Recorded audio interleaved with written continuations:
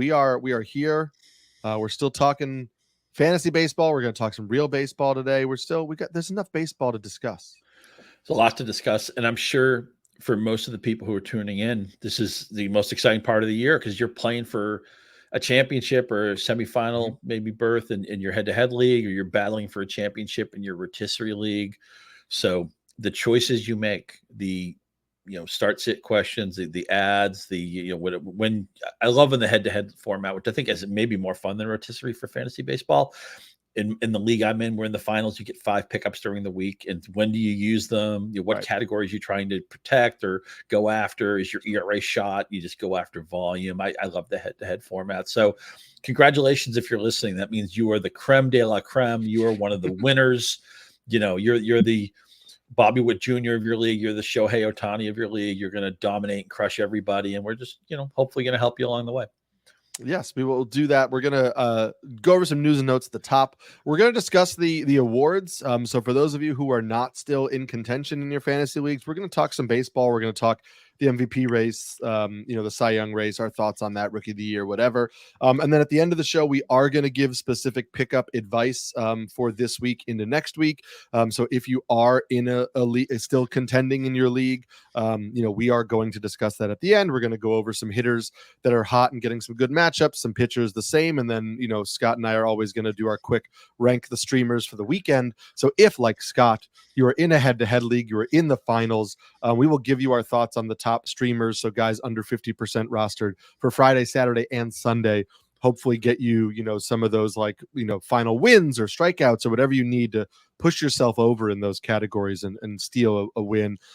I will just say real quick, in my home league, which is a Roto league, I was tied for the league lead about 3 weeks ago. And right now I am like that scene in an action movie where you're falling down the side of a cliff and you're just trying to have anything grab so you can hold on. My offense, I lost Corey Seager and Vinny Pasquantino and Austin Riley, and the other guys that are healthy are not hitting. And I am just watching every day as my team puts up nothing and guys pass me in all kinds of categories. And it is a struggle right now, but first place is out of the question, and that feels terrible given where I was at a few weeks ago. But you gotta, the light's at the end of the tunnel. You gotta grind for whatever finish you can get. It sucks to not win this one. I haven't yet, and I felt like this was a good year for me. And it is a kick in the gut to watch it slip. And I get the inclination to throw your hands up and be like, well, what does it matter? You know what I mean? But I think it does matter, right? I think at the end of the day, if I look back on the season and I threw my hands up and I finished in 4th, rather than grinding and finishing in 2nd, I'll just feel better about the performance. It was a long season. You got to reward yourself for the work you put in all year. And that means you just got to finish this last week and a half and do the best you can for yourself and your teams. Yeah. I mean, Riley and Vinny P were really tough hits because corner is not a deep position. Pasquantino was going to drive in 120 runs, and Riley was starting to come around. It's been a star-crossed year for the Braves. They may not even make the playoffs. But also remember, and I think everybody who's engaged right now understands this, a lot of your league isn't. You might be surprised. Even in my most competitive league, shout out to the Chelmsford Fantasy Baseball League, goes back to the 90s. I set bids on Sunday, as I always do, and I looked at the board. There's 13 managers in that league, and most weeks, anywhere from 11 to 13 teams put in bids. I think 3 teams did. So you're always surprised by, you'll get, even if you have very little fab leverage, you might be down to $0 bids in some leagues, and you might get guys you want anyway because the engagement level goes down. I'm in an online championship and I'm in 2nd right now. And I get another league where I think 1st is not possible. But again, you in an NFBC format, you win money for 2nd place and it's still a nice kudos. And I was able to get to Grom for way less than I thought because only 5 teams placed bids. And there's money on that one, and it's a big enough, league. And I was surprised that so few teams put in for that, but you have that leg up. I'll say one other thing too. I just really short. I don't buy this whole 2nd place is the first loser thing. I'm proud of any podium finish, any finish that gets me money or gets me, on the podium. If it's just a for fun move, I care about that stuff.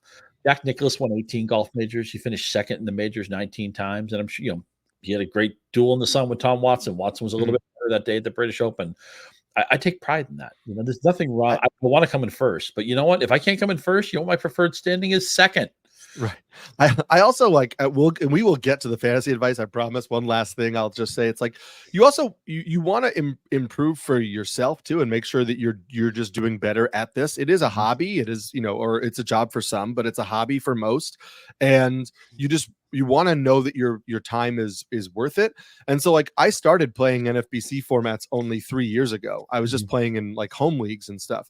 And my first year in the NFBC formats, I was bad. Like I was getting used to this new thing. It was weekly lineups. It was, all the different, I just wasn't playing these types of leagues and with these types of rules and with the weekly lineup changes and all that stuff. And then last year I got incrementally better. And this year I'm getting incrementally better. And so like I'm going to win a few draft and holds this year. I'm placing in a few OCs. Like I'm going to win my TGFBI, which I know nobody cares about, but whatever. But like the idea is like, I see that I'm improving my game. My results are improving. And even if that doesn't mean a bunch of ones in the, the standings column, there's a few of them and that's better than before. And the rest are just me getting better as a player and learning and developing. And then maybe next year you hit the big one or the year after or whatever. But like, if you're putting the time into it, you may as well try to do the best you can.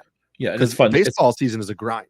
It's fun to be good at different formats too. Just like I play in a very recreational home poker game. I play sometimes in a cash game downtown in Detroit. I'll occasionally play in a tournament. The skill sets to succeed in those things are all different. If you're a golfer, you may have some seasons you putt better, some seasons you're better with a wedge, or you're better off the tee, whatever it is. But it's always great to, and you mentioned the NFBC. The form, it takes a while to get used to that twice a week transaction cadence. And, I had to go through a couple of runs before I kind of got the hang of it. I'm not having a very good TGFBI season, but it's all about trying to make your skills better and looking forward to next season. And maybe, who knows, we talked about this last week, maybe you'll pick up a trend or a player change or some nuance from the September slate that will help you beat people next season. Yeah. We'll get to the news and notes, which might help you make some transactions that you want. And then we'll talk about the awards races. The first is that on Monday, we found out Francisco Lindor was out. What he said was like 3 to 5 days. The MRI on his back came back clean. It's just about managing pain. He could be back at some point this weekend. I think that, you and I are both of the mindset that you take kind of what a player thinks and you add a couple of days to it. So maybe Lindor is returning, Monday. They're doing pretty well against the Nationals right now. They have a big series with the Phillies coming up. So maybe he tries to get back for that. In the meantime, it has been Jose Iglesias and Luis Angel Acuna picking up more playing time. I know there's going to be an inclination to like run to pick up Luis Angel Acuna because he's Ronald Acuna's brother. And he did hit a homer last night. Just keep in mind that he hit 258 in AAA this year. Just 7 home runs in 131 games, but he did steal 40 bases. So the speed is very real and very transferable to MLB action now. The other skills just might be inconsistent. And I think Jose Iglesias, is a phenomenal singer and probably the better waiver ad of the two right now because he's going to give you a solid batting average. That he's been hitting leadoff and there are runs there for that. And I added him in a few places and I'm happy so far with the returns. Eric, if you told me he was going to get over 200 at bats and slash 330, 379, 442, I'd say get out of here. What, in AA? What, in wiffle ball games in his backyard? We always known he was a great defender. And talking about awards way back when, he was second in the Rookie of the Year race in 2013, part of the Red Sox. He's always been a guy who just couldn't hit. You mentioned the Red Sox. I was just going to say, if when Story went down, they had brought in Iglesias and not ran through the mill of guys at second base or not had to move Rafaela to short and all that stuff. Like Iglesias has had a good season, for when the Mets called him out. For sure. And congratulations for outrunning everybody else in that Rookie of the Year voting. Will Myers won the award. He was the big to-do. He won it pretty convincingly. His career is over now. Chris Archer was kind of a perennial tease. We always thought he was on the cusp of greatness, but never really happened. Dan Shirley was a pretty useful quasi-streamer for Oakland for several years, and down the list. Martin Perez is still kicking around, and occasionally we've streamed him on this show. But Yeah, Jose Iglesias has been a really bona fide major league player and just one of these guys whose career is backwards. He knows how to hit now. He spits on all those borderline pitches, and he knows what he can do, and he knows how to put the ball in play. And in a game where it's all about home runs and strikeouts, it's actually kind of fun for me to see a guy who just plays differently, and he's one of those players. And especially this time of year, at bats are crucial, especially in like you're talking about head-to-head formats. The more at bats you get, the more chances you have to put up any sort of categories. And so if Iglesias is going to start and hit leadoff, like those are at bats that you're going to get, and that has value. And you have to grind the ratio stats. It's if you're you may be in a position where there's 4 teams you could pass in batting average just by Jose Iglesias maybe having a 12 hit week or something like that. So yeah, between the volume and the quality of the at bats, I'm in, man. And this is another case of I don't care who Jose Iglesias was during his career. I care who he's been this season. I mean, I would expect him to hit 300 plus the rest of the year. And how many guys in baseball can you say that about? I love that idea of I don't care who he was, I care who he is, because that leads into my next question about we're likely to get Ozzie Albies back with the Braves on Friday. He is only going to hit right-handed because he's coming off the fracture in his left wrist. So there is the like, hey, Ozzie Albies is back. That's great. He plays for the Braves, and I'm going to slot him in. But again, this is a Braves lineup without Acuna. This is a Braves lineup without Austin Riley. This is Ozzie Albies only hitting from one side of the plate. Ozzie Albies playing through a wrist injury. So what do you think we're getting for a week and a half for Ozzie Albies? Is he an auto insert into your lineup guys still? My expectations are low. They've already told you he's a part-time player. I would expect Russ to kick in. I think eventually they're still in the playoff hunt, but I could easily see them in the final week of the season when they fall out. It's like senior skip day and like all the regulars aren't playing. And man, I wonder if they regret running everybody into the ground last year and then they had the horrible playoffs. I don't know if more rest would have helped, but if you got 10 people together who are good fantasy baseball players, I bet I would be the lowest on Albies going forward for the rest of obviously next year is totally different. He's a great player, long view, but I don't have high expectations for the rest of this season. I will say I'm looking right now at the pitching matchups. If he does come back on Friday, they get a 3-game series with the Nationals. He gets Mackenzie Gore, Jake Irvin, and DJ Hers, and those are 2 lefties in there. So he would hit righty normally in those games. So that at least, like for the National Series, I think you throw him in the lineup and see how he looks in those early games, and then you can go from there. They're going to get Minnesota the week after. That's Bailey Ober, but then Simeon Woods Richardson and David Festa, who are 2 pitchers who have kind of struggled of late. So the pitching schedule sets up kind of nice for Albies. My gut is if he's back on Friday, given that it's the Nationals, given that it's 2 lefties, I'm throwing him into my lineup. I'll see how he looks over the weekend and if he seems healthy at all and if they're going to play him. And if I get even marginal returns from him over the weekend, I'll lock him into my lineup for the last week of the season and cross my fingers. Yeah, one thing that I probably should check beforehand, but that probably sells your angle over my angle is that like a lot of switch hitters, Ozzie Albies is much better at one particular side. He's much better of a right-handed hitter. His career slash is 339, 364, 568 as against left-handed pitching. So you're getting the center cut. You're getting the fillet of Albies when those games apply. So yeah, that would. I guess I said I was going to be last of 10 fantasy analysts. Now I'm probably more. Maybe you're 7th. Yeah, I moved up to 6th or 7th. Yeah, and the interesting thing about those slash lines, right, is that he doesn't hit right-handed versus righties, and he's going to have to do it. And what I found interesting too is that he didn't even get to do it on his rehab assignment because he faced a rehabbing Braxton Garrett. So like they're hoping he's going to face righties on the rehab assignment, but if the rehab teams he's facing or the minor league teams he's facing keep throwing out lefties, he may go righty versus righty for the first time, in a big league game. And I have to guess though, I don't know off the top of my head, but with these slashes so different, I have to figure he's probably a natural right-handed hitter. So maybe righty on righty wouldn't be that big of a deal. Yeah, that would be an interesting thing to figure out. I didn't know that for sure. A couple quick notes. We got Bo Bichette off the IL for the Blue Jays. Dalton Varsho went on the IL. We've talked about Bo Bichette a lot on this show. I'm curious if you have any interest. I've written off him for the 2024 season, and I think we're going to have a very difficult time next March trying to figure out who Bo Bichette is. Yeah, and the Dalton Varsho thing is unfortunate. He wasn't great, but he was getting consistent playing time. And then Carlos Correa is now also off the IL. That could mean some less playing time for Brooks Lee. If you're in the business of rostering your Twins, but are you more in on Correa off the IL or Bichette off the IL? A weak vote to Correa, but not a ton of optimism there. I'll confirm that Ozzie Albies is indeed a natural right-handed hitter. Okay, good confirmation. Needed that confirmation. I appreciate that. Let's see. Other news and notes. Stephen Kwan landed on the IL. His body fatigue got him on the IL. It has been Miles Straw was called up, but Angel Martinez has been leading off and playing the outfield for the Guardians every day. So again, if you're in need of at-bats, he will give you some at-bats and a solid lineup. Former Red Sox prospect Nick Yorke was called up by the Pirates. He seems to be starting at second base, which is a bummer for my Nick Gonzalez shares that I picked up because they had 7 games this week, and I thought it was going to be Nick Gonzalez. Are you interested in Nick Yorke anywhere? Yeah, a little bit. For some reason, I missed the Nick Yorke Quinn Priester trade in late July. It was a classic, my underachieving prospect for your 2 post-type guys, 2 first-round picks. So they're just thinking, okay, with coaching, we can fix Priester, we can fix Yorke. I was with you.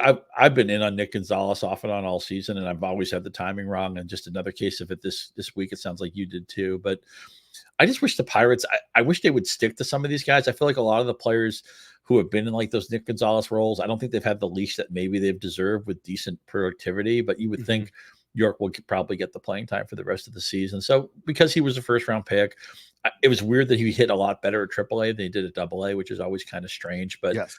Yeah, I would think if you're in a deeper league, he's a plausible play. Yeah, I think like with the Red Sox trades, I know that these are a lot of like, hey, I recognize that prospect, and once guys get Rule 5 eligible in the offseason, then you like, am I going to put this person on the 40-man roster? Who am I going to release to put them on? And so a lot of the prospects they traded to the Angels too, and that deal was like guys that they would have had to protect in the Rule 5 draft over the offseason that they likely weren't going to. And so they're like, maybe we'll just take a flyer on some relievers for those guys instead. Quick hitters, and then you can jump in at the end if you think anything is worth it. Justin Steele is coming off the IL today. Ryan Weathers is also coming off the IL today. So they figure to be back in their respective rotations. How built up they are, how many innings they'll go, we'll just have to see. Reese Olson was already activated from the IL and didn't make a great first start. And then I think his next start sets up against the Orioles, which is not amazing. But Reese Olson was really good at the beginning of the season. So maybe he could be a pickup for his starts next week. Orelvis Martinez, who was suspended 80 games with the Blue Jays for a PED suspension earlier in the year, is back playing minor league games. He has to be he comes off the suspension list on Monday.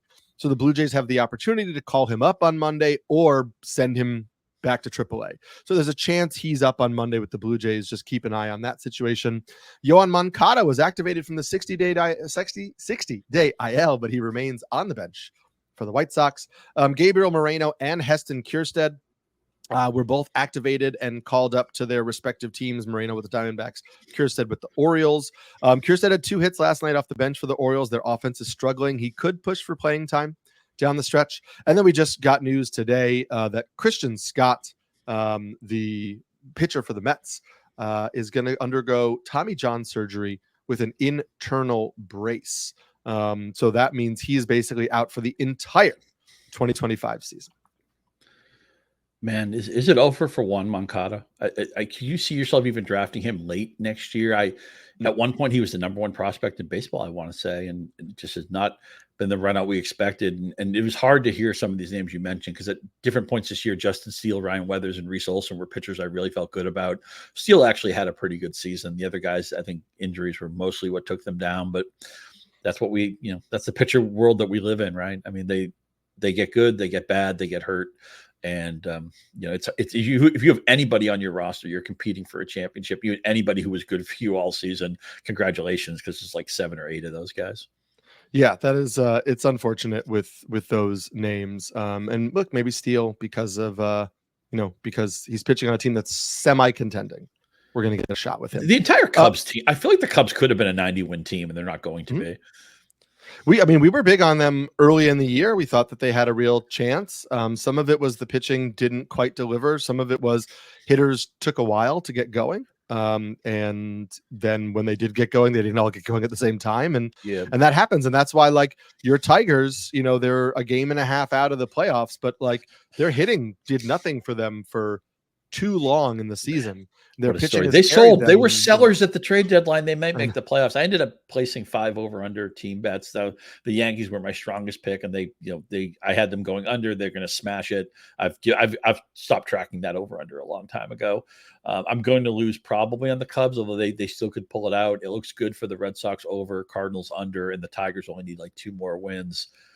I did not see this Detroit run coming, but it's been really fun. I mean, I thought they got very little back for Jack Flaherty, and who's to say that might have been the guy who would have put them over the top if they do miss the playoffs. I think they're a game and a half out entering Wednesday. A very exciting win over the Royals on Tuesday. But It's funny how the Pistons are probably sunk, but it's funny how the Red Wings, the Lions, and the Tigers are all kind of the scrappy underdog team. And I realized the Lions made the playoffs last year. They almost made the Super Bowl. So that they're a little bit have outgrown this comp.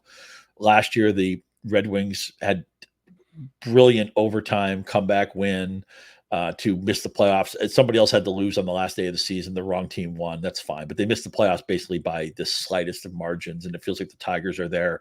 They're on the upswing like the Lions have been in recent years. So, 3 of the 4 teams in Detroit are moving in the right direction. This is a really fun Tigers team. Yeah. We both know I think we're both going to be in on them in the future. The Bats, Parker Meadows we'll talk about later in the show. Spencer Torkelson didn't quite take that step forward. Riley Green battled injuries this year. Holding Flaherty might have been nice, but I don't think it was the pitching that was a real issue. Plus, he's like a walk year anyway. I mean, it's maybe they thought they couldn't keep him, or who's to say they might sign him anyway? That could happen. Yeah, it certainly could. We're gonna get to some awards talk in a second, but before we do that, it's week 3 of the NFL season on Sunday night, and the defending Super Bowl champions are back in prime time this weekend as Patrick Mahomes and the Chiefs hit the road for a battle with the Falcons in Atlanta. Coverage of the matchup begins Sunday at 7 p.m. Eastern on NBC and Peacock. And the final 5 minutes of that Falcons-Eagles game on Monday probably changed the way we're looking at this game, because it would have been an 0-2 Falcons team. It would have been a team that looked defeated, but that was some exciting stuff. Cousins maybe starting to shake the rust a little bit, so we'll see. The Eagles were anywhere from 98 to 99% to win that game, and of course they call the third down pass. Barkley drops it, so not only do they not convert on third down, they stop the clock. And I don't know how I feel about Cousins right now, except I'll say this: he was horrible in week 1. It was all pistol. It was all shotgun. They didn't want to put him under center. They didn't want to use play action.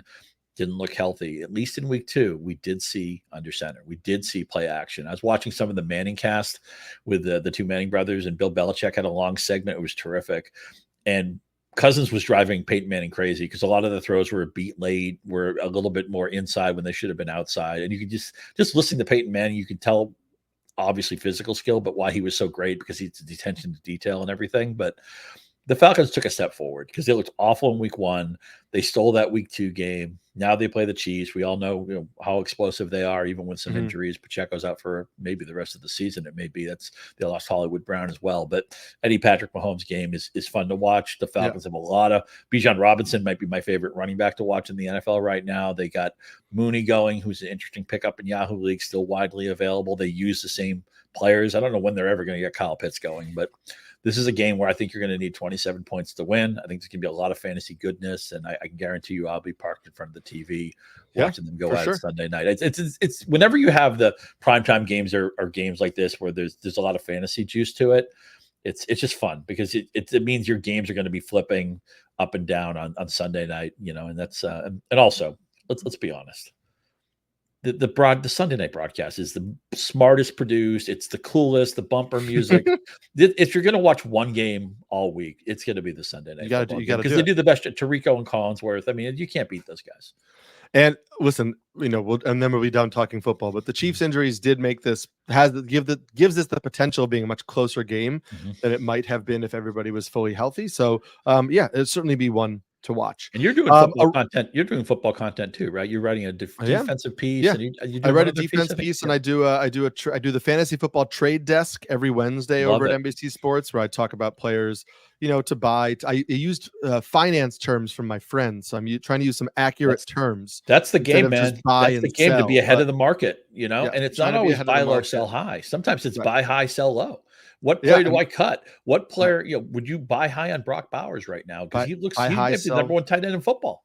After week 1, I said buy high, sell higher on Jameson Williams. Just get him now. I don't care what he did in week 1. 52.5 total against Arizona, man. Get your popcorn ready for that one. So there's your football segment. I hope you enjoyed it. And now on to baseball. A race that is not as close as maybe you and I thought in looking at it. The AL MVP. Actually, both MVP races, despite all these should be great races, and they're not. They should. So I'm going to give you the odds right now. And then I just ask you your opinion on if these races should be this far apart or not. According to DraftKings at the moment, Aaron Judge is minus 3,000 to win the AL MVP. Bobby Witt second at plus 1,100. In the NL on DraftKings, Shohei Ohtani minus 2,500 to win the NL MVP. Francisco Lindor plus 900. These are races that if you just talk to baseball fans outside of New York, because everybody in New York is like, Judge, obviously, he's the best player ever, whatever. And he's very good. That's not a knock on Judge. But I think these races should be closer than they are. I'm not saying Witt and Lindor should definitely win.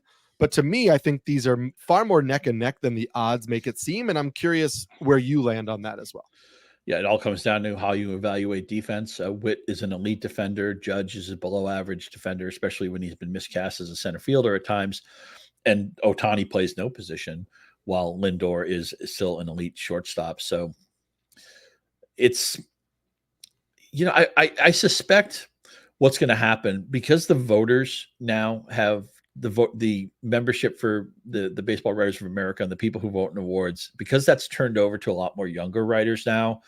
I actually think there'll be more I think Witt and Lindor will do better in the voting than the odds suggest, even though Judge and Ohtani, they're never going to not vote for Ohtani, but I think Judge is going to win pretty convincingly too. But I think the Witt and Lindor will get more votes from some of these younger voters, because they're on Fangraphs and they're on Baseball Savant, and they're schooled in new school metrics, like obviously you are, and we try to talk about this stuff on this show. So I think the voting will be a little bit more competitive than the odds suggest, but we all know that Judge and Ohtani are going to win. I would probably still give it to Ohtani. The cachet of the 50-50 season, maybe I'm just I'm grabbing onto the most portable thing. But if I had a vote, I would be undecided on Witt and Judge right now. That would be a dead heat for me. Yeah, I would want to give it to Lindor because I love the idea that somebody could win the MVP while not being voted an all-star in the same season. The Mets have never had an MVP winner too. Think about that. Right? Mike Piazza, David Wright, all the great players in the 80s and 90s that they had. Yeah, never had an MVP. And him not being an all-star was criminal. It was ridiculous. But yes, I agree the 50-50 thing on Ohtani, it makes sense. The Witt thing, to me, the Bobby Witt Jr. case is much closer. So we'll just run through some numbers real quick. As of right now, before Wednesday's games, Bobby Witt Jr. is hitting 331 on the year. Aaron Judge is hitting 323. Okay. Aaron Judge has 53 home runs. Bobby Witt has 32. Major difference there. Bobby Witt has 123 runs scored. Judge has 113. Aaron Judge has 136 RBIs. Bobby Witt has 108. Bobby Witt has 30 stolen bases. Judge has 9. Bobby Witt is a 10% lower strikeout rate than Aaron Judge. As you already mentioned, the whatever metric you want to use, whether it's outs above average, whether it's defensive WAR, whether it's, whatever, range R on Fangraphs, like Bobby Witt Jr. is an elite defender and Aaron Judge is a below average defender. Their WAR is essentially the same. Aaron Judge is at 10.1. Bobby Witt is at 9.9. If you also take the other component into it of like, what does the MVP mean? Bobby Witt is the best player on a much, I believe, worse overall team than the team that Aaron Judge is the best player on. The Yankees have a strong pitching staff. They have another generational star in Juan Soto in the lineup with Aaron Judge.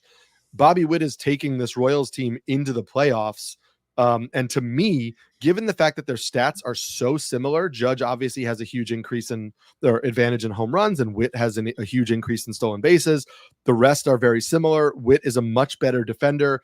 Witt is taking a worse team into the postseason. I don't know, man. I really think they're both great. And so this isn't a knock on Aaron Judge, but I think if what we're voting for in most valuable player is the player who was most valuable to their team to get it where it was, I think it's Bobby Witt. I would even argue that having a star at shortstop is more impactful than having a star in the outfield. I could vote for Witt. I think this is like a dead heat. If you consider the defense, you consider the base running Witt offers, he's one of the fastest players in baseball. And as you mentioned, the Yankees are third in runs per game. The Royals are 10th. And so much of that is Witt, right? If Witt was out of this lineup, they'd be sunk. By the way, I'm embarrassed to admit, I did not realize the runaway team in runs per game this year. I did not notice this at all. Do you know who leads the major leagues in runs? Is it not the Guardians? I don't know why I thought it was the Guardians. No, Cleveland's actually in the middle of the pack. They're 15th. Oh, interesting. Oh, gross. I was way off. Who is it? Arizona. Really? Interesting. I did not know that. I mean, I'm usually up on that stuff too, but yeah, I think we should be having great debates in all over journalism right now on Witt versus Judge, and by the way, to nobody's surprise that they've separated these three players. If you throw in Ohtani, they're an any player rater. They're 1, 2, and 3. Ohtani, right. It's usually Ohtani, Judge, and Witt.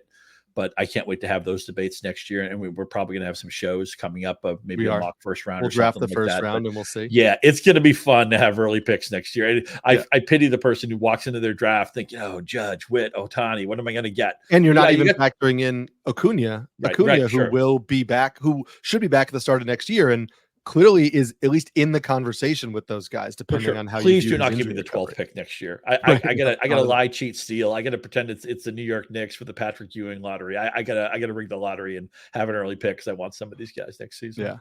Yeah. Just to end on that note, we'll go to the other awards. I just think I understand that defense is not a component that we discuss pretty much at all in fantasy, except for really good defenders like a Pete Crow Armstrong stay on the field, or Dalton Varsho, who we talked about earlier. Or it helps a pitching staff to some extent. Helps pitching staff. Yeah. But we're talking about actual baseball wins and losses and MVP and who is most valuable to their team. And elite defense, it matters. I'm sorry. It matters because defensive runs saved wins games. Great defense at the shortstop position wins games. I mean, the trajectory, and I understand, the trajectory, we're Red Sox fans, and so everything, the Red Sox pop into our brains all the time. But the trajectory of the Red Sox season changes drastically when Trevor Story goes down and you're putting Ceddanne Rafaela at shortstop, where he's making error after error. Like the defense at short really is kind of like a heartbeat for the defense for the rest of the team.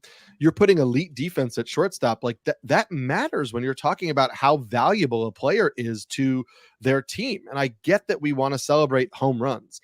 And I get the unquantifiable aspect too, that somebody might argue like, well, pitchers pitch around Aaron Judge because he's so dominant. And so how do you quantify pitchers who won't even pitch to him? And that's a very valid argument.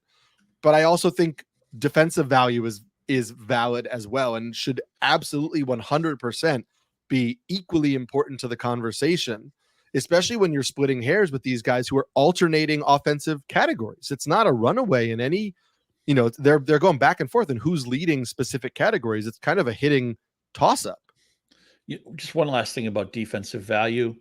I'm still trying to figure out, like, how do we reconcile somebody like Jason Hayward's career, right? Where he came up, he was a star right away. He was a really good hitter. And then he kind of lost his hitting ability. He was always an excellent defender. And he's always somebody who, again, the stat heads, the people who are crunching the fan graph stuff, they always say he's a different player than the back of the baseball card would suggest. And I'm maybe 2/3 of the way towards the stats on this. I still think Jason Hayward was like overpaid and was like a frustrating player at times and seemed like a decent guy. And I have nothing against Jason Hayward. And you make as much money as you can. You have a short window. And by all accounts, he's a good teammate and everything. So I'm not mad that he made a lot of money. But sometimes I wonder if the defensive component in some of these things, and look, there's arguments at the highest level. Bill James doesn't agree with a lot of WAR components. And maybe it's because he prefers his win shares, I guess is what Bill James uses. But it's just interesting when the most important stat person in history is taking what is the stat of the day and saying, no, I really don't trust those numbers. I think we're making some mistakes with this. We're still trying to figure out how much defense matters and how to really quantify it. We're going to get better at it. Obviously, there's all these cameras in place now, and they're measuring things that were never measurable before. So now you have a quantifiable nature to it that we didn't have once upon a time. But when I think about the challenge of how much to incorporate defense and how much we can quantify it currently, I always come back to the Jason Hayward problem. Where was Jason Hayward really just a misunderstood star, or was he a guy who couldn't hit, who played good defense, but maybe was over his skis for the contract he signed? Yeah, and another one of those things where like he is not a full what could have been, but I think that the prospect idea of Jason Hayward, I think we held on to it for a while because he did flash it at times in the big leagues, but he was never great right away. I mean, his first season, OPS plus 131. His best season was his first season. That's what I'm saying. So you have the prospect at age 22. When you're a star at age 20, it's like 50-50. You're going to be a Hall of Famer. Right. And at age 22, in a time where guys weren't coming up at 20 years old as regularly as they do now. Some other stars. I just realized he's on the Astros, by the way. I totally missed that. Yeah. They signed him and he's not playing as regularly, but he's there. Two races that are locked up, but we'll just say right now, you're not placing any bets here, and it's all but a shoe-in. The NL Cy Young, Chris Sale minus 2,500 to win. The AL Cy Young, Tarik Skubal minus 5,000 to win. These guys have it locked up. There's no way they're losing those awards. They're theirs. And obviously all of Red Sox fandom loves the fact that Chris Sale is winning a Cy Young. Make me understand this. Where did I had none of Sale because I had lived through, again, another guy who signed that huge extension. I joked that he ran every red light to sign it and it didn't pay off for the Red Sox. And they basically gave him away in a trade and they're paying a decent chunk of that salary. And now Chris Sale is arguably just had his best season. There are a couple, I guess his first season in Boston was outstanding, and he's going to finally win his Cy Young after he's been second, fourth, fifth, fourth, 7 different times in the top 6.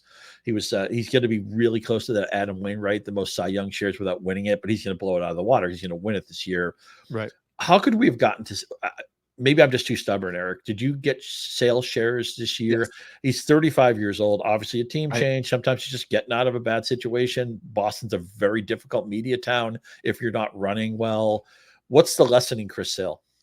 So I had a bunch of Chris Sale shares, and especially in my early drafts when he was still going, like you could get him as like your SP4, like he was going very late in drafts because he had started throwing in spring and people didn't know what to expect, etc. My case for why I was in on Chris Sale at the beginning of the year, which I guess is the lesson behind it, is a couple things. One, I looked at how many pitchers got hurt last year, and I said, I don't really care as much about getting the like Logan Webb, hey, I'm going to get 200 innings. I want to get guys who I think when they're on the mound, I'm going to get elite innings. And so I leaned into guys like Glasnow and Skubal and Sale. And I said, even if I get 120 innings, I think they're going to be a good 120 innings. And so I'll take that. Obviously, when you lean into that with Sale and you get as many innings as he's given us this year, that's fortunate, right? That is not something I was not projecting him to throw this many innings. You got a little lucky, and the Red Sox got a little unlucky. I don't think they expected Chris Sale to be this healthy. The other component of it is not quantifiable in the sense that, like, you know, in the preseason, I did the rankings episode on the On the Corner podcast with Nick Pollock, and I had Sale like, you know, my 18th starting pitcher, and Nick had him like in the 40s. And so we talked about like why. And I just said, listen, I think for some of it, it's like, I know it's hard to follow these narratives, but we know Chris Sale is a competitive dude, right? Everybody knows that from the story with the scissors and the cutting up the jersey and just the way we've seen him on the mound. Like, we know he's a competitive dude. Him, after being traded, outright saying, I did not earn the contract Boston gave me. I didn't earn that money. It pisses me off that I didn't earn that money. and I want to make sure that that's not how my career ends. That's not how this ends. To me, it's like, that dude spent all offseason thinking about that. All offseason thinking about how he felt like everybody thought he was getting a free ride, right? He was stealing money from the team. He was whatever narratives you want to use when a guy gets a big payday and doesn't deliver. And so that was fueling him. And I know that those narratives don't always hit. I know those narratives are hard to kind of get behind all the time. But I was like, I think we're getting his best effort. I thought we were going to get his best effort for 110 innings. But I thought we were going to get the best version of Chris Sale. And even last year, that there were some issues with the command where he was leaving stuff over the middle of the plate. But like, it wasn't like he was terrible last year. He didn't come out and look awful. He came out and looked fine, and then he would lose the feel of his slider and leave one hanging over the middle of the plate, and it would get crushed for a home run.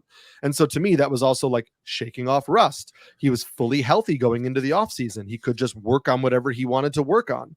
And so I think those three things of like health, not worrying about innings totals, buying into the narrative of the competitive player trying to, prove his value, made me take my shares, and I'm happy I did. I don't know how to quantify to carry that over to next year. You know what I mean? Like, I don't know how that thought process will unlock the next one. But I do think there are times where we need to go beyond just where we need to actually take in the human element of what's happening, because I do think it is a factor. Very well said. And congratulations for your success with Chris Sale this year. Thanks. 17-3, man. It's almost like the Simpsons episode where Darryl Strawberry is the only softball player that they can rely on, and everybody else, it all goes sour. Everybody in Atlanta's gotten hurt this year, but Chris Sale is the Rock of Gibraltar, steamrolling towards his Cy Young Award. I guess and I agree with you on narratives and motivated players. Like, I think one of the reasons why I got Alvin Kamara wrong this year is that he came. People laugh every spring training when you hear the best shape of his life, but you know what? I'll take the athlete who has changed his diet, lost weight that he needed to lose, whatever it is. I'll take that guy over the person who maybe is fat and sassy. A lot of times players change teams and get a big contract. And I know the Colton and the Wolfman always say avoid those guys. There's more pressure on them, or maybe they're a little bit more content than they should be, whatever it is. There's a lot of different factors that go into that. The point being that I am willing to probably sprinkle in narrative more than most people for fantasy. The reason why I was out on Sale, other than it, I admit, like, I'm a Red Sox fan, it left a mark. I get that. But he made 20 starts last year, and his ERA was 4.30. His FIP was 3.80. So he was a little unlucky, but not cosmically so. I was just afraid that maybe Chris Sale had broken down. He'd been hurt so many times before that. Last year, he pitches about 2/3 of a season. He was okay. He wasn't great. I didn't think you could have sold me on, like, if we were co-managing a team, you could have sold me on Chris Sale's going to be a useful player for our team. If you would have told me, hey, let's put in some MVP bets on Sale, I'd be like, I'd be like, Eric, let's light our money on fire. No, I'm not doing that. You can do that. I'm out. And then I would have the regret all over my face, because he's going to win it probably unanimously. But I didn't think the upside was there. If I had thought, if he had maybe say, instead of making 20 starts last year that were just so, if he had made 10 starts that were great, I would have been like, okay, let's just shoot for the moon for the comp. Yeah. Some players are just great whenever they pitch or whenever they play. There's a bunch of running backs in football that whenever they're on the field, you play them. And then the moment they're hurt, you have to move on. You just live with it. But when they're on the field, they're still really, really good. I'm sorry to be forced out of these football comps, but I'm a narrative guy. So to miss out on the narrative home run of the year, getting out of Fenway Park probably helped him too. Not just the eyeballs, but it's a horrible place to pitch. Obviously, there's no foul territory and all that. But Chris Sale was maybe the biggest right answer of the fantasy baseball season, and to have none of it really stings. His career will be interesting when we look back on it, because he was traded twice, and both times I think you'll look back on the trades and be like, that's what they gave up for Chris Sale. Like, the Red Sox got Chris Sale for Yoan Moncada and Michael Kopech. It was a highway robbery in hindsight. And maybe I should have factored in how motivated he was that first Red Sox season, which was far and away his best, right? Yeah. I mean, maybe I should have played into that a little bit. Yeah, it'll be interesting to see how he really kind of bounces back next year. I will say, in terms of lighting your money on fire, I'm glad I didn't place a preseason bet on AL Rookie of the Year, because the only three guys right now in terms of the betting market, it is a race between Luis Heel, Austin Wells, and Colton Cowser. And I'm not sure any of those names was within the top 10 or 15 vote getters or in the odds race at the beginning of the year. No, although you my were vote the here, first I would person. You were lean. the first person to mention Heel. You're also the first person to say his name properly. That's probably why he was under rostered for so long, is people couldn't figure out that it was GIL and it's pronounced Which Heel. guy he was. You were early on him, man. So I'll give you credit for that one. But yeah, we all thought the ballyhooed prospects were going to run away with it, and they didn't. Right. Carter or Langford or anybody. My vote here would go to Luis Heel. Me too. And I know he's had some struggles, but I think he was really good for a long part of the year. Colton Cowser had some ups and downs. He's fine, solid, good, but I think there were stretches where Luis Heel was just dominant, and he has put up a really strong year for a team that needed it. And so I would that's my vote. Is out of those three, it would be for Luis Heel. Who does the market have favored right now? Do you know? The market has Luis. It seems to be a 2-horse race between the Yankees.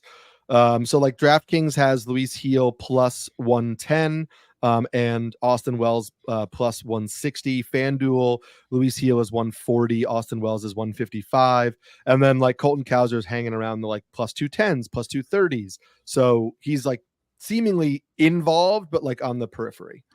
I think Heel should win, and I think he actually will win. It will be competitive, but it's weird. Cowser, we've talked a lot about Cowser on this show. I've never totally been confident any week I had to start him. I always felt any given week you could have 6 at bats, or they could just fall in love with somebody else. Just the problems you have with the depth of that team. Wells has had a nice season. Not a Titanic season, but he's been useful. No. I mean, he's been batting cleanup for them a decent chunk of the year. Yeah, Wells has been a good, in a good fantasy ad. But yeah, I don't know. To me, it doesn't rise to the rookie of the year. Interestingly, on the NL side, a race that seemed like a sure thing has flipped. And if you look at the betting markets, Jackson Merrill is now a huge favorite over Paul Skenes. On DraftKings, Merrill is right now minus 600 to win NL Rookie of the Year. Skenes is now plus 310. On FanDuel, Jackson Merrill is minus 340. On Bet365, Jackson Merrill is minus 600. So it seems that it has flipped. And I get it. Like, Merrill's hitting 290. He's got a 504 slugging percentage. He's gonna push. He's gonna go over 25 home runs. He's gonna push 30 for a guy that we thought was like a 10, 15 homer hitter. He has been absolutely tremendous for the Padres. Look, Paul Skenes has a 207 ERA, a 0.98 WHIP, and 158 strikeouts in 126 innings. Early on, I was thinking it can't be Skenes. Merrill has played the whole year. Merrill has been really good, but Skenes has a chance to make 2 more starts, which means he could get to like 140 innings. That I haven't done the math on it. It would not surprise me if that was MLB average for a starting pitcher this year, something around 140 innings. So it's not like his workload is going to be that much less than any other starting pitcher. So I think the late start is not as much a part of the conversation as maybe I had anticipated it being weeks ago. And so I think when you're that dominant, I have a hard time seeing how it's not Skenes. And I think it might be a time to place a bet on him at like plus 320, because he could go out and be utterly dominant in the last 2 starts and it will be him in a landslide. I could still see that happen. A lot of times I don't think there's great value in these betting markets, but I think there could be value in Skenes. What he might need is something portable, right? The ERA, and this just sounds really silly, but the ERA is 2.07 right now. What if he has 2 dominant starts and pushes it under 2? Maybe they can't deny that. This is a classic case of, and I love Jackson Merrill. He's been a B+ player all season, a very good Major League Baseball player. I think his OPS plus is 126. He's good at pretty much everything. Paul Skenes has been an A+ pitcher for 2/3 of the season. So which would you rather have, the B+ all season or the A+ for 2/3 of the season? And his ERA plus, Skenes is another stat indexed to 100 for average, is 203. Anytime you see something out over 200, you should be like, it didn't even make sense to you. It'd be like if somebody told you, yeah, they changed the speed limit, it's 130 now. It doesn't make sense. I love Jackson Merrill. He's one of my most important keepers on my long-running fantasy team. I hope he's great for the next 10 years. I think he will be. But, man, maybe Paul Skenes is nirvana, Maybe sometimes a guy can be – maybe it's the signature. It's how much you resonate and it's a slightly smaller sample. It's not like Skenes made 12 starts, right? Sure. He was here for 2/3 of the season. And you mentioned he's pitching to a D, and it's a shame, like some of those no-hit bids he was removed from. What if he completed one of those? And I get it. You're trying to keep him healthy and everything. This is much like, I think, the Witt Judge race. It should be nip and tuck. People should be debating it every day. And maybe Skenes can still win it. Witt can't win.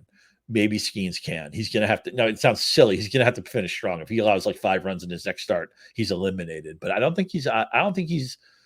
It's impossible that he can win. I think he has to do something really special in the next 2 starts. I will never bet against Paul Skenes in that way. And if you're looking for the 2025 version of Paul Skenes, I think the Tigers are setting up Jackson Jobe to follow a very similar timeline. And it would not surprise me if we see 140 major league innings from Jackson Jobe next year. And I believe he has Skenesian talent, if you want to call it that. And so I don't want to step too much on a future show, but where is Paul Skenes going next year? Really good question. I think if you take the same approach that, like, even if he gives you 150 innings next year, like, isn't that at bare minimum like where you were drafting Glasnow this year? And I think he was like the SP7. So, like, isn't that your cautious approach to Paul Skenes next year? So I can't see him being outside the top 5 pitchers. I think he might be the first pitcher drafted in some leagues. I think he is probably, I would say he's in the top 4. And then I think it depends on like how confident you are in Spencer Strider coming back. Do you believe this was a blip for Garrett Cole coming off of injury, or, is he really kind of done? Burns has kind of taken a step back. Wheeler is Wheeler's great, but I think Skubal has to be the first pitcher taken. I would think. Well, yes, I think that, again, the conversation, and we'll talk about it on a later show, is always going to be clouded by when does Strider come back? What do people think they're getting from Strider in whatever innings they're getting from Strider? That will always determine who is number 1. But I think all the guys that we're talking about after him this year, Cole, Burns, Wheeler, like, to me, they're not guys who I have to take over Skubal and Skenes. I think you can make the argument for Wheeler on consistency basis over the years, but that's like the only argument. And so, yeah, I kind of agree with you. And we'll tease that to our first round draft episode, or our first 2 rounds draft episode, which we'll do as the season ends.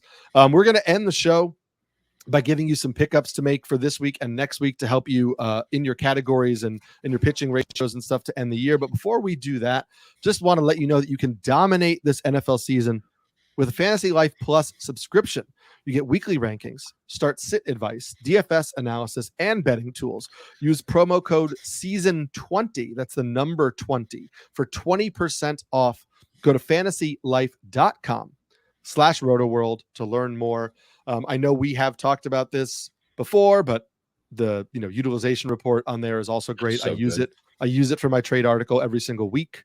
And so that kind of stuff is invaluable. Everybody in the industry reads Dwayne McFarland's utilization report. It's that good. And every time I blink, Matthew Berry's adding another talented person to a roster of super talented people. So it's just great to see Rotoworld and Fantasy Life doing work together. Some Fantasy Life stuff is also on Yahoo. And there's just so many smart people over there that are going to help you win.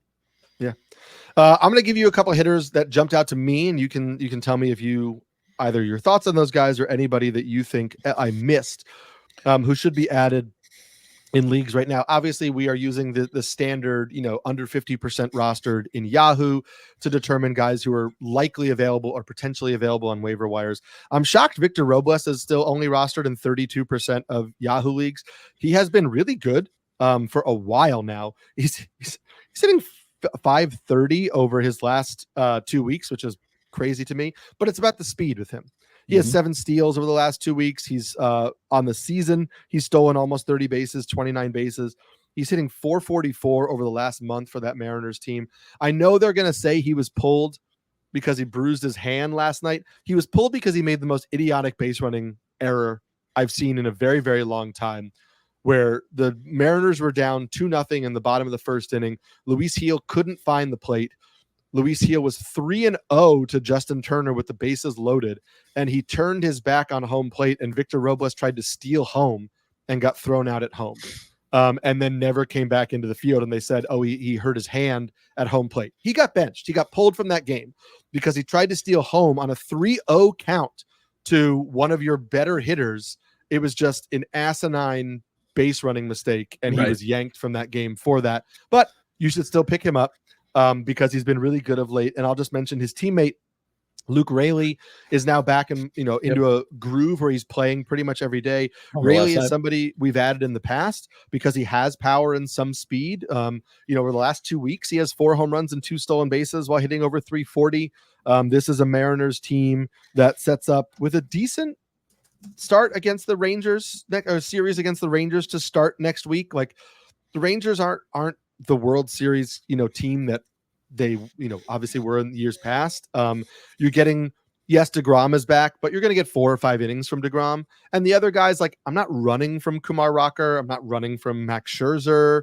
I think you can start these Mariners guys for them. And, the rest of this week, I think they're in a decent matchup as well. So those 2 guys for me stand out. We talked about the Tigers. We talked about Parker Meadows. We were both in on Parker Meadows coming into the year. It did not work, but it has really worked since he came off the IL in this last, I guess like it's been like 27, 29 games, something in that stretch for him. But just over the, that sample size over the last month, he's hitting 287, 17 runs scored, 17 RBIs, 4 home runs. That's the 87th ranked player in 5x5 formats on Yahoo. We talked about how the Tigers are playing much better, so I'd be looking to add Parker Meadows. If you're in deeper formats, Otto Lopez is starting now every day for the Marlins. Has some power, has some speed, nothing crazy, but Otto Lopez has put up decent minor league numbers in the past, and so I think he could be worth an add. And then can't be like 2 guys. If you need corner infield help, can't believe I'm going to say it because they're on bad teams, but Nolan Schanuel and Andrew Vaughn. Nolan Schanuel has 4 steals over the last 2 weeks. They're playing the White Sox right now. After they get the White Sox series, they get a Houston series where it's like Houston's fine. Their pitching is not as elite as we're used to seeing.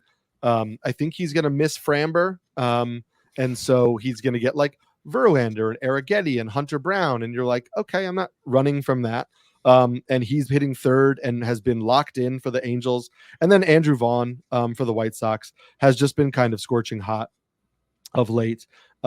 He's only 27% rostered, but he's the 80th ranked player in Yahoo formats over the last 2 weeks, hitting 378 with 3 home runs. They're in the series with the Angels. They get a much tougher series against the Padres later in this week.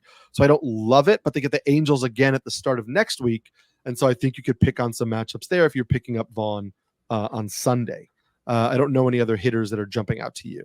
Yeah, so congratulations to Robles for winning the Steve Lyons Psycho Award for base running. Lyons once tried to steal third base with Wade Boggs up, who was hitting like 370 at the time, get thrown out, game over, and they never let Lyons forget about it. But Robles hitting first has been really productive. 2 players I've been picking up in some of my deeper leagues, Jose Tena, who's done some good things for Washington, has been pretty good. And I know Pavin Smith is you're getting a chore because he doesn't necessarily play against all kinds of pitching, but I streamed him for the Colorado series. You can't do that now because it's just about to end. But he is starting today against a lefty. As I mentioned, Arizona, top scoring team in baseball. Second half Suarez has been great to us. And, Corbin Carroll has pushed his way back into that first round conversation. We'll see what we do with him in that podcast coming up later this month or next month, whenever we do it. But you want a piece of a good offense. Pavin Smith's a good hitter. Maybe he's not even a platoon guy anymore with some injuries they have. So, Tanya, if you just want to get a guy who's been productive on a lesser team, or maybe Pavin Smith, if you're looking to get a piece of an offense that's really surging, and he's been pretty good for the last 3 weeks. Yeah, I love both those calls. For pitching purposes, for next week, obviously we're going to rank our streamers for this weekend in just a second. But for looking toward next week, if you're in Roto leagues and you're doing pickups this weekend, again, as a reminder, tomorrow, Thursday morning, over at NBC Sports, I will have my streamer article coming out for starting pitching streamers for the last week of the year. So you can go check that for like how these guys are ranked. But some guys that really jumped out to me, Cody Bradford gets the A's next week. Cody Bradford has been really good for the Rangers. I know there was a bump in the road last week, but he's been really good. Speaking of those Tigers, Brant Herter has been great as a follower for the Tigers. That kind of bulk relief role has given him the ability to put up tons of wins. He's going to get the Rays next week, and so I think there's a chance the Tigers could win that game, pick up a win. He has been putting up sneaky solid ratios, and has been a really good arm for the Tigers. Obviously, Kumar Rocker also gets the A's. We have to see how deep he's going to go into games. He didn't go 5 innings in the first start, but if Kumar Rocker is able to go 5, there's a good chance for a win against the A's and some solid strikeout totals. Andrew Heaney, same Rangers, but Andrew Heaney, he gets the Angels at the start of next week. It wasn't a great start for Andrew Heaney the last time out, but I'm willing to back Heaney against the Angels. I think it's a pretty good start for him with a good chance of a win. And then, listen, they've done the dance before with David Festa. He has let us down. He gets the Marlins next week. I'm willing to take a gamble if I needed strikeouts and a shot at a win. But he is riskier because they're going to pull him if he struggles. They're not going to let him pitch through it. So you might get 3 2/3 innings or whatever from David Festa. And so that is somebody that is a little bit less enticing. And then just like a couple guys for really, really deeper formats. Davis Martin of the White Sox gets a 2-start week against the Angels and the Tigers. That sets up kind of decently for him. And then Jack Kahanowitz of the Angels gets the White Sox and the Rangers. He's a sinker baller, so he tends to, get those lines that are like 6 innings pitched, 2 earned runs, 2 strikeouts. Like, you're not going to jump off the page, but if you need a quality start or some solid ratios, I kind of like Jack Kahanowitz from the Angels. Do yourself a favor and watch the Kumar Rocker start, because he's just electric. The game against Seattle was a blast to watch. And Joey Cantillo has been really good to me the last couple of starts. And Cleveland, usually a pretty good defense. Bullpen support should be good. So he's somebody, assuming you have to make sure he's cleared to start, because he's kind of fringe in their rotation. But I think he's been good enough that he's probably got some equity with them. I agree. We're going to end this show for today by ranking our streamers, or giving us picks for the streamers for this weekend. We're going to go quickly through it. We'll start with Friday. I've got David Peterson of the Mets against the Phillies, Nick Martinez of the Reds against the Pirates. That's a home game, so in Cincinnati. Mason Black of the Giants against the Royals at Kansas City, and Ben Lively of the Guardians at the Cardinals. Where are you going there? Peterson and Martinez separate themselves. I wish Peterson wasn't against the Phillies, but both those guys have been pretty consistent. I'd have no problem circle of trusting both of them. Yeah, and Peterson gets the Braves next, which we talked about. The Braves lineup is a little bit beat up. I know those matchups seem scary on paper. He's been looking really good. I'd be okay to roll him out there for those two as well. And I don't really love the other streams on Friday. It's not a great streaming day. So I think, by the way, Atlanta is 16th in runs scored. Forget the name brand. And obviously the players they have on the IL right now. Atlanta is nothing to be afraid of. Yes. Saturday, we've got Matthew Boyd of the Guardians at the Cardinals. We've got Martin Perez of the Padres at the White Sox. Cade Povich of the Orioles versus the Tigers, and Rhett Lauder of the Reds versus the Pirates. Where are you going there? I'm promising you the Tigers will score at least 5 runs against Povich. I like Martin Perez, who I chickened out on last week, and I wish I had started him against San Francisco. He's been pretty good, and obviously the White Sox are the dream matchup. Yeah, White Sox, Martin Perez for me. I would honestly, I think, pitch Rhett Lauder over Cade Povich. I don't love Lauder, but I don't think he's that different from to Povich as a prospect. Like, they both have solid arsenals without like dominant pitches, but Rhett Lauder's slider flashes to be like a really good pitch. I don't know that Povich has a pitch that has flashed that kind of ability. I think the Pirates right now are a weaker offense than the Tigers. So I would Rhett Lauder is my number 2 there. Yeah, me too. Lauder was somebody I had to fade. He was against me in the semifinal matchup, and he pitched really well. I think he'll only go 6 innings, but I think he'll give you a quality start for sure. Yes. Surprising name on here, but he has been dropped in a fair amount of leagues. I'm getting his roster rate right now. Spencer Arrighetti, 49% rostered, so he snuck in. But Arrighetti gets the Angels on Sunday. Albert Suarez, who just got lit up, he gets the Tigers on Sunday. Andrew Heaney, the aforementioned Andrew Heaney, gets the Mariners on Sunday. And then Grant Holmes is back in the Braves rotation, and he gets the Marlins. Where are you going there? I'm fine with Arrighetti or Heaney because they have dream matchups. We talked all season about streaming against Seattle. Unfortunately, the game isn't in Seattle, but Heaney's a very consistent pitcher. And Arrighetti, I think the market definitely overreacted to that blip that Arrighetti had, but he's capable of striking out double-digit batters in any start. And there's nothing about the Angels lineup that should concern you. Yeah, and I'll also just throw in there, like, so I like both of those calls that you had. I have no issue with anything there as well. And I will just say, I'm blanking on the fourth guy that I just mentioned. Grant Holmes. There. Oh, Grant Holmes. Grant Holmes only went 4 innings. His last start, coming back into the rotation, so he might go 5 against the Marlins. And so, like, that's not a bad start because he was really good when he was in the Braves rotation before, and they should win that game. But just know that before you go and pick him up, that, like, he's building back up. I would be surprised if you get more than 5 innings. And so you just got to, like, roll the dice and cross your fingers for that if you need that win, or, you know, whatever, need your strikeouts. I'm also telling you the Tigers will score 5 runs or more against Albert Suarez, including a 2-run home run from Jameson Williams. So use that as you may. Jameson Williams. Yeah, Look at your Jameson Williams. I'm getting cross-pollinated. You're just crossing all your Detroit teams. But yeah, so then it sounds like you're taking the Tigers to win that series 2 out of 3 games. Then if they're scoring 5 and 5, woo! I tell you here first, people. I think they can make the playoffs. I really do. They can. I mean, the Royals, the Twins, they've been slumping, and the Red Sox decided they didn't want to make the playoffs. So why not let the Tigers try? They really didn't want to. I mean, they weren't even trying to. Granted, Detroit had a reason to sell Flaherty.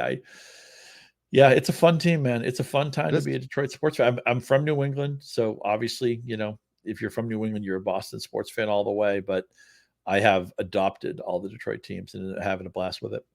Nice. Well, having a blast talking to you as always, Scott. You'll check us out next week for the last episode of the regular season, and we're going to continue on into the off season, obviously doing some 2025 drafts. We'll talk to you through the playoffs and do some playoff predictions, all things like that. And then we'll be here in the off season through the winter meetings and etc. So we're not going anywhere. Make sure you continue to follow the Rotoworld Baseball Show. Make sure you download, rate, and review this podcast because it can help us to reach other people who might not know the show or hear about the show. You can follow Scott and I on Twitter for all of our written work. I am at Samulski NYC. Scott is at Scott_Pianowski. And we'll see you next week on the Rotoworld Baseball Show.